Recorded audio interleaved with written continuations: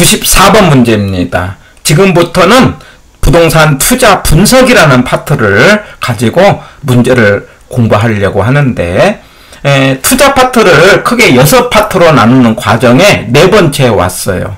그러면 투자 분석이라는 건 여기 물건이 하나 있는데 물건에 대해서 투자를 할 거냐 말 거냐를 따지는 거예요. 이게 투자 분석은요 3단계로 생각하시면 돼요. 첫 번째는요 물건에서 내가 벌어들인 돈 찾아내자. 그리고 두 번째는 현가를 계산하고 세 번째는 판단을 하면 되는 거예요.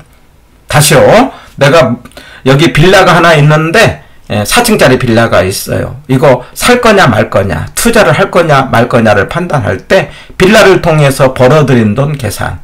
두 번째는요. 그걸 현가로 계산해요. 왜 그러냐면 벌어들이는 것은 나중에 벌어들이고 판단은 지금 해야 되기 때문에 돈을 현가로 해야 돼. 현재 가치로. 그리고 나서 세 번째 판단을 하는데 바로 여기 94번 문제는 소득이득과 자본이득은 번돈 계산이에요. 그래서 부동산에서 번돈 계산은 두 개가 있잖아요. 하나는 월세가 있고 하나는 매매 차익이 있다. 그래서 월세로 계산하는 것을 소득이득, 매매 차익을 자본이득 이렇게 하죠. 그러면 94번은 운영수지의 분석이에요. 운영수지 그러면 임대를 통해서 얻는 수익과 지출을 관련된 말인데 여기는 5단계가 있죠. 대단히 중요합니다. 가능 조소득, 유효 총소득, 순영업소득, 세전 현금 흐름, 세후 현금 흐름. 그래서 현금 흐름이라고도 하고요. 현금 수지라고도 하고요. 가능한 돈, 내가 이제 건물을 통해서 1년 동안 가능한 돈, 가능 조소득. 조 그러면 총 이런 뜻이에요. 그 다음에 유효 총소득, 그 다음에 순수하게 번 돈. 유효는 실제로 번 돈. 그리고 세전, 내 거. 그리고 마지막에 세금. 해갖고 첫 글자로 가유순세세 이렇게 기억을 하는 거예요. 그러면 1번에 가능 조소득은 단위 면적당 추정 임대료에 임대 면적을 곱하여 구한다. 그러면 맞죠. 예를 들면 내가 이제 빌라가 4층 빌라가 있는데 그 면적이 한 500제곱미터쯤 된다. 그리고 제곱미터당 한 10만 원이다. 그러면 500 곱하기 10만 원 해갖고 5천만 원 이런 식으로 계산한다는 거예요. 그걸 우리는 가능 조소득 하자 이거예요. 그런데 2번에 유효 총소득 그러면 실제로 번 돈이에요. 1년 동안에. 그러면 가능 총소득에서 공시를 빼자는 거죠. 1년 중에서 빈방 생길 수 있잖아요. 그 다음에 불량부채 빼는 거죠. 불량부채라는 것은 세입자로부터 주인이 못 받은 돈, 떼인 돈이 생길 수 있어요. 그거 빼자는 거예요. 못 받았으니까. 그리고 기타 수입을 더한다. 여기서 기타 수입은 임대료 말고 월세 말고 뭐 주차장이라든가 아니면 자판기라든가 이걸로 번 돈이에요. 그러면 유효 총소득이 되죠. 그럼 맞는 거죠? 그러면 세 번째가 갑니다. 순영업소득은요 순수하게 번 돈이에요. 그러면 어떻게 하느냐? 실제로 본 유효 총소득에서 빼기 영업경비를 하는 거예요. 여기서 영업경비는 건물을 임대하는 데 들어가는 비용, 건물에 관련된 비용 이거 빼는 거죠. 그러면 순영업소득이 되는 거죠. 자, 그런데 지문에 뭐라고 했어요? 뭐 영업의 수입을 더한 소득이다. 예, 이게 더한 게 아니고 영업의 수입은 위에서 이미 계산하고 왔잖아요. 그래서 3번이 틀린 지문이 되겠어요. 말하자면 유효 총소득에서 영업경비를 차감한 소득이다. 이렇게 해야 말이 되겠죠? 정답은 3번이 되는 거예요. 4번 세전이에요. 세전. 그러면 이제 이때 순에서 부채 서비스액을 빼는 거죠. 부채 서비스액이라는 게 뭡니까?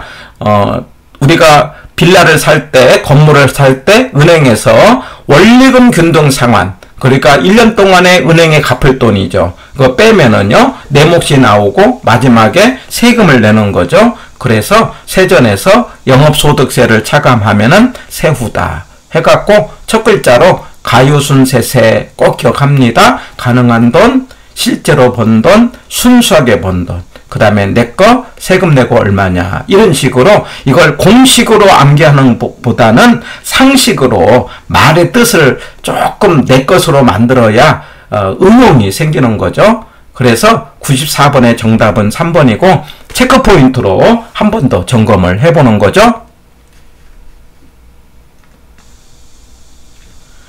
자, 체크 포인트에 소득이득과 자본이득, 소득이득은 월세 계산, 자본이득은 매매 차익인데 여기 앞에서 5개는 소득이득, 맨 뒤에는 자본이득, 소득이득은 5단계, 자본이득은 4단계 이렇게 이야기를 할 거예요. 가능총소득, 유효총소득, 순영업소득, 세전, 세후, 가요순세세. 그래서 가능은 단위당 임대료 곱하기 임대 단위수, 유효는 가능해서 공실 및 불량부채 더하고 기타 소득을 더했다. 빼고 기타 소득을 더했다. 수는요, 유효에서 영업경비를 뺐다. 이렇게 기억하고, 여기서 중요한 게 영업경비에 어떤 것이 들어가느냐 안 들어가느냐, 이게 또 중요해요. 이 영업경비라는 건 건물을 임대하는 데 들어간 비용, 말하자면 건물에 관련된 비용이에요. 그럴 때 이게 공실은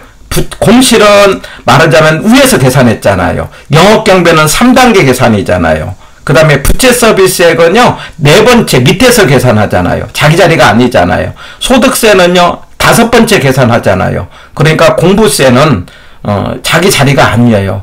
그 다음에 감가는요, 여기 감가는 원래 이 돈 계산은 앞으로 번 돈을 계산하는 거예요. 미래에 내가 투자를 할 거냐 말 거냐 계산하는 거예요. 그러면 현실적으로는 감가가 안 생겼잖아요. 그래서 감가 계산 안 합니다. 감가는 여기서는 계산하지 않아요. 그 다음에 자본적 지출이라는 것은 제가 편하게 집 수리비 이렇게 표현을 해요. 말로는요, 교체비용, 대수선비 이런 말이 나올 때가 있어요. 이거는 매매 차익에 관련된 돈이죠. 건물의 가치를 높이는 거잖아요. 여기는 건물의 임대에 관련된 비용이 아니라는 거죠. 그래서 빼고요.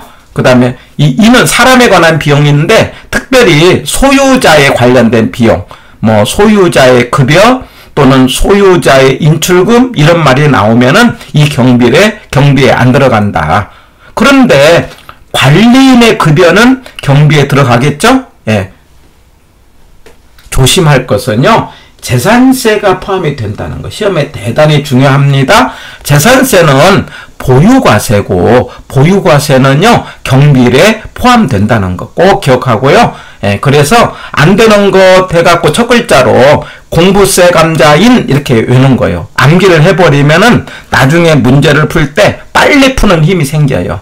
공부세 감자인 이렇게요. 재산세 포함. 네. 여기까지해서 순영업소득 계산했다면은 이제 4번째 순에서 부채 서비스액. 부채 서비스액은 대출 받아서 원리금 균등 상환액인데 계산할 때는 부대저 기억납니까?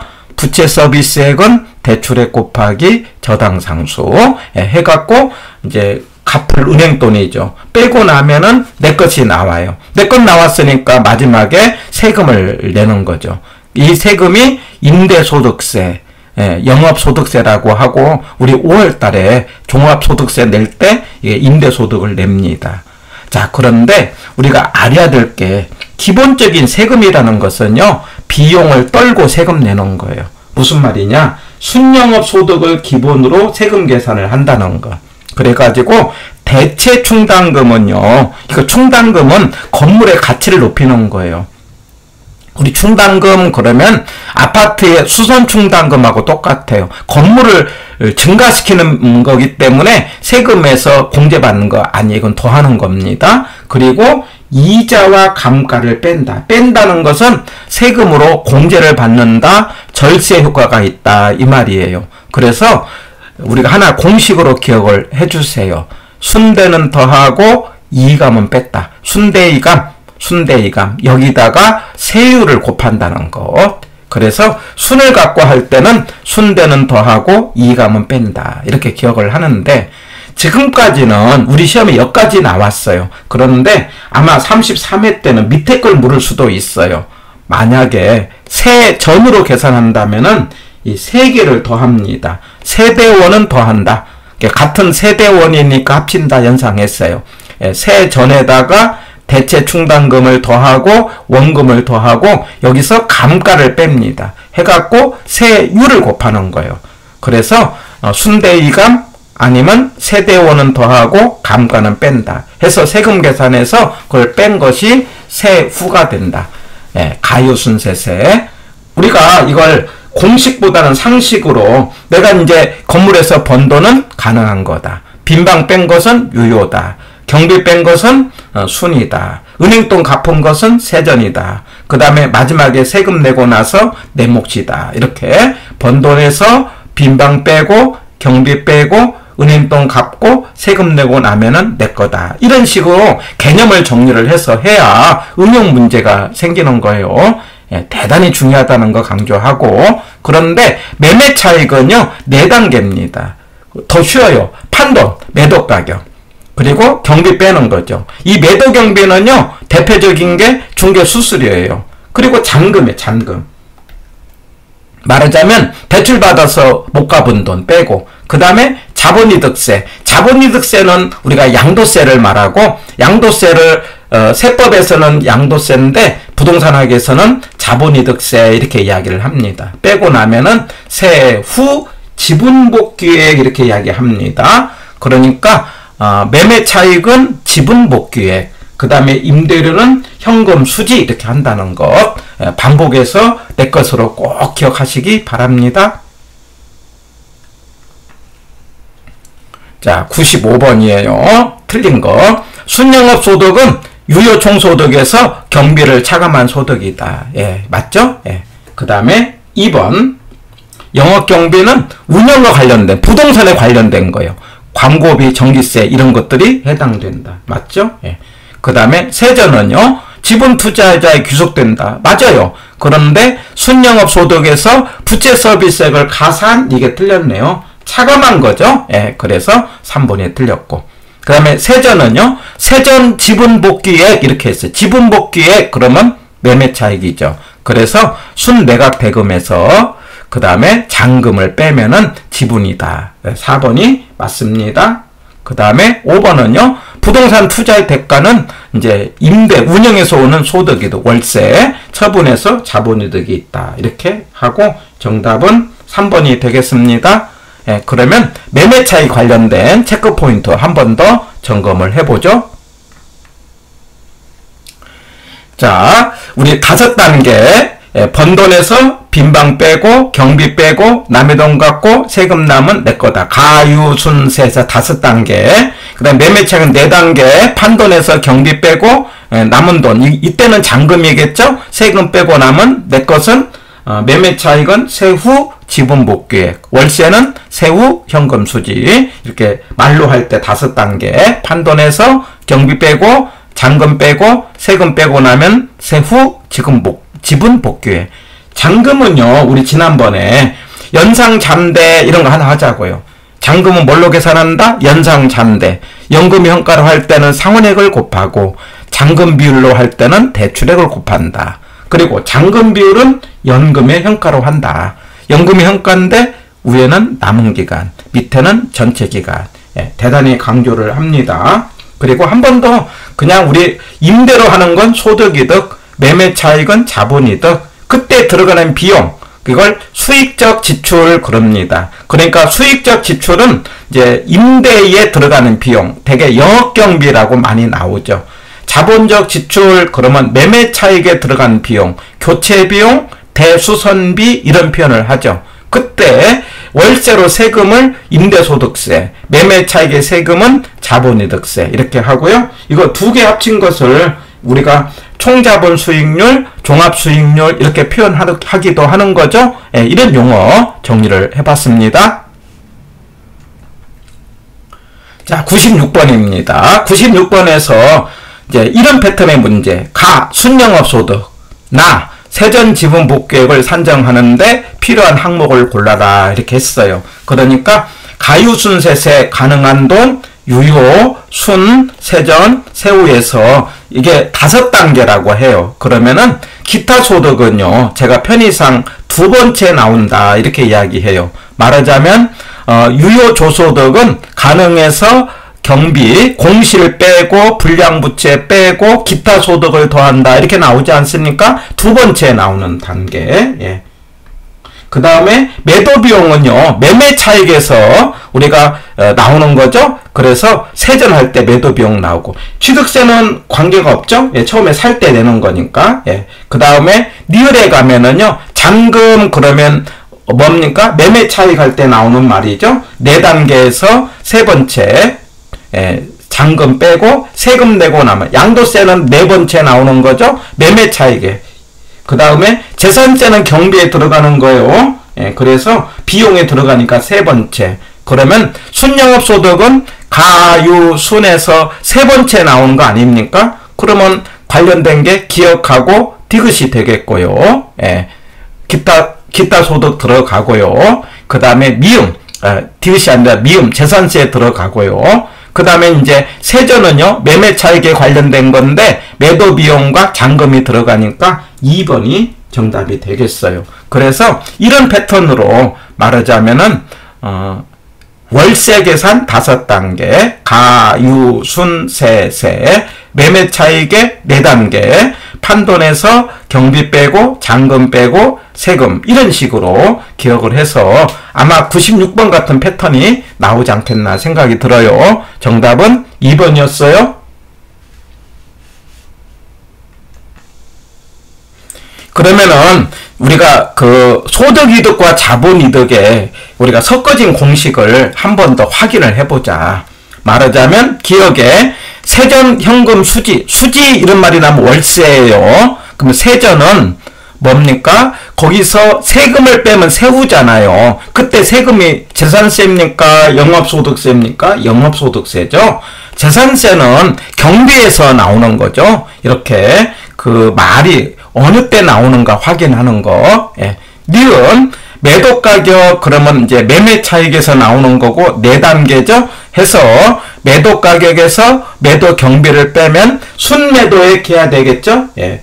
순영업소득은 월세 계산이고 유효 총소득에서 빼기 영업경비 이렇게 나왔죠. 그러니까 이거 섞어진 거 월세냐 매매 차익이냐 구분 문제로 체크를 해보는 거죠. 디귿에 가서 세전 지분복귀액, 지분복귀액 이런 말이 나오면 뭐죠? 이거 매매 차익에 관련된 거고 여기서 세금을 빼고 나면은 세후 지분복귀액인데 이때 세금이라는 게 뭘까요? 양도세를 말하고 양도세를 우리는 자본이득세 해야 되는 거죠. 예, 해서 세전에서 자본이득세를 빼면은 세후가 된다 이런 말. 예. 그 다음에 네 번째 순매도액에서 잔금을 빼면은 이거 매매 차익에 관련된 거죠. 이거는 세전 지분복귀액 해야 되겠죠. 현금 수지는 뭡니까? 월세고요. 세전에서 부채 서비스액을 뺀 게 세전 아닙니까? 해서 니을은 세전 지분복귀액 이렇게 한다는 것.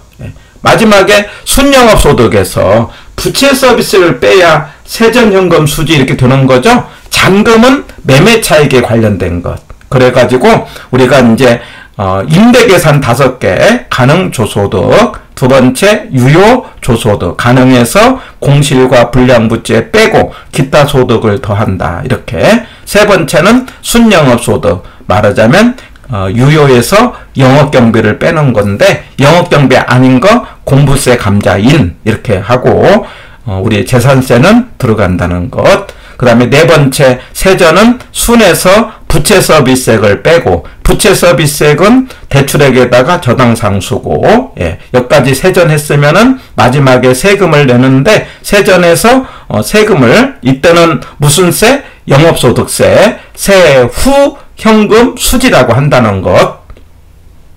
그런데 세금 계산은요 순대는 더하고 이감은 뺀다는 거. 만약에 세전으로 한다면은 세대원은 더하고 감가는 뺀다는 것 해갖고 세율을 곱하는 거죠. 해갖고 5단계의 계산이 세후 현금 수지라고 한다면은 4단계 판돈 매도 가격에서 경비 빼고 잔금 빼고 그 다음에 이 세금은 자본이득세에 해당되는 양도세 빼고 나면은 세후 지분복귀액 이렇게 4단계. 자꾸 소리 내갖고 번 돈에서 경비 빼고 그 다음에 아니죠, 공실 빈방 빼고 경비 빼고 은행돈 갚고 세금 냈다, 이런 식으로 연상하면서 말의 뜻을 내 것으로 한번 만들어 보시기 바랍니다. 대단히 중요합니다.